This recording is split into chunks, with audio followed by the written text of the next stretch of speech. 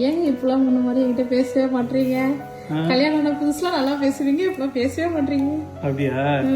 உங்ககிட்ட ஏன் பேச மாட்டேன்னு இப்ப நான் சொன்னா வச்சுக்க, அதுக்கப்புறம் நீயே கேட்க மாட்டேன். ஐயோ என்னடா இது இவ்வளவு குடும்பம் பண்ற மாடா இவரு அப்படின்னு. ஏன்னா திங்கக்கிழமை காலையில சரி தூங்கி ஏந்திருக்க மாட்டேன்னு சொல்லிட்டு சாப்பாடு வச்சு நான் எடுத்துட்டு போயிட்டேன். குழம்பு வந்து கம்பெனில இருந்து ஒருத்தர் எடுத்துட்டு வந்தாரு, அவர் கூட வாங்கி சாப்பிட்டு வந்துட்டேன்.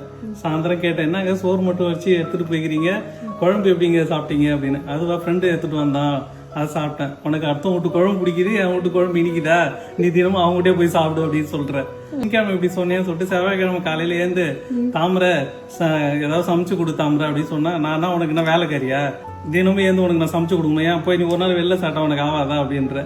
சரின்ட்டு அன்னைக்கு ஹோட்டல்ல சாப்பிட்டு வந்துட்டேன். மறுநாள் வந்து திரும்ப நான் வந்து சொல்றேன், தாமரை இது மாதிரி வந்து ஏதாவது சமைச்சு கொடு தாமரை அப்படின்னு. அப்பயும் நீ என்ன சொல்ற, ஏன் நேத்த ஹோட்டல்ல சாப்பிட்டியா, போய் இன்னைக்கு ஹோட்டலே சாப்பிடு, ஏன்னா உனக்கு தினமும் நான் சமைக்கணுமா அப்படின்ற.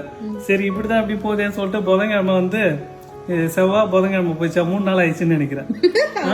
அப்போ வந்து வியாழக்கிழமை வந்து நான் ஆபீஸுக்கு போயிட்டு வரேன், நீ ஏதோ சமைச்சு கொடுத்து எடுத்துட்டு போயிட்டு வந்துட்டேன். ஏங்க இன்னைக்கு எப்படிங்க போச்சு ஆபீஸ்ன்னு. அதுனா ஆபீஸ்ல ஒரே உயிரை எடுக்கிறானுங்க. உங்க ஆபீஸ்ல மட்டும் தான் உனக்கு உயிரை எடுக்கிறானா, எல்லாரும் தான் எடுக்கிறான், வேலையெல்லாம் அட்ஜஸ்ட் பண்ணி தான் செய்யணும். இன்னும் உனக்கு மட்டும் தான் கஷ்டமா, குடும்பத்துல இருந்து பாரு எவ்வளவு கஷ்டம் தெரியுமா. குடும்பத்துல குழந்தைய பாத்துக்கணும், அவனை பாத்துக்கணும், ஹோம்ஒர்க் சொல்லி கொடுக்கணும், வீட்டை துடைக்கணும், பாத்திரத்தை கழுவணும், சமைச்சு கொடுக்கணும், உங்க துணியை துவைக்கணும், அயன் பண்ணணும்னு சொல்ற. என்னதான் பேசுறது. சரி இப்படிதான் கேக்குறீங்க சொல்லிட்டு இன்னொரு நாள் ரொம்ப அமைதியா வந்தா, என்னங்க அமைதியா வரீங்க, எதுவுமே சொல்ல மாட்டீங்க, இன்னைக்கு யாரும் உன் ஃப்ரெண்டு கால் பண்ணானு. ஆமா என்ன அவன் ஃப்ரெண்டுக்கு வேற வேலையே இல்லையா, தினமும் கால் பண்றோம்னான்னு கேக்குறேன். சரி என்னடா இப்படி போகுது, சனிக்கிழமை கம்முன்னு உட்காந்துருந்தா வீட்டுல இருந்து கால் வருது, யாருங்க இது, வீட்டுல இருந்து போன் பண்றேன், அவங்களுக்கு வேற வேலையே கிடையாது. கால் பண்ணிட்டாங்களா, எவனா வந்து பத்திரிக்கை வச்சா போதும் கால் பண்ணிடுவாங்க. இவனுக்கு மொழி வைக்கணும், அவனுக்கு மொழி வைக்கணும், இவனுக்கு ஐயாயிரம் கட்டணும், இவனுக்கு கால் பண்ணு நகை வைக்கணும் அப்படின்னு ஆரம்பிச்சிட. வேற எந்த டாபிக் பத்தி உங்ககிட்ட பேசு, எதாவது பேசினாலும் ஏதாவது சொல்ற.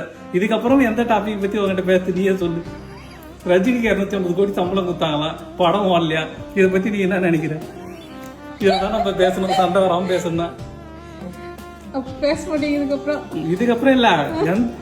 இது சொல்ல மறந்துட்டேன் பாரு, இந்த 5 நாள் கதையில ஒருத்தர் கல்யாணம் ஆயிட்டு ஃபாரின்ல ஒருத்தர் 70 வருஷமா உண்மையாவே நடிச்சுன்னு இருந்தாராம். உண்மையாதான். எங்க வீட்டுல மட்டும்தான் இப்படியா இல்ல எல்லா வீட்லயும் இப்படிதானா?